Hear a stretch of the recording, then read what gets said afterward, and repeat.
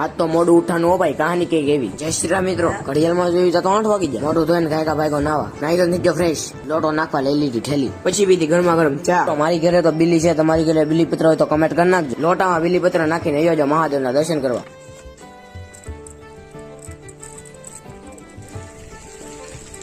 Finally પૂગજો Shiv મંદિરે, પછી ચડાવી દીધો મહાદેવને પાણી ચડાવીને ગણપતિ બાબાને દર્શન કર્યા, રંગબલીને દર્શન કર્યા, પછી નીકળજો ઘરે. મિત્રો ઘરે પૂગી ગયો. મિત્રો મોવા જવાનું હતું એટલે હું ભાઈકો દુકાને આવ્યો હતા તો પપ્પા મોવા આવી જતી. પછી તો હું મિત્રો પોપટ થઈ ગયો, હું ભાઈકો ઘરે. પછી પૂગી ગયો ઘરે. પછી મિત્રો બપોર થઈ ગયો એટલે હું હુજ્યો તો 4 વાગ્યા ને મિત્રો સગાઈ. પછી ધોઈ આવ્યો મોઢું. મિત્રો 100 રૂપિયા લઈને આવ્યો હોબર લેવા. દૂધ લઈને જે દુકાને હોબર ને સગલું લેવા જવાનું હું હોપાર લેવા નીકળી ગયો. દુકાને લઈ હોપાર લઈને નીકળી ગયો ઘરે. ચા પીને દાદા તું ચા લઈને નીકળી ગયો દુકાને. ચા લઈને પૂગી ગયો દુકાને. આવીને બીજી વાર ચા ટપકારી હો ભાઈ. પછી મિત્રો આવ્યો હું ધાબા માથે આવ્યો તો એકલો રે આ તો મિત્રો અલગ લેવાનું લોકેશન લાગતો તો આમ બધા આખું મારું ગામ દેખાતું. વાવ. બ્લોગ અહીં કે તમે જય શ્રી રામ બાબા સબસ્ક્રાઇબ કરતા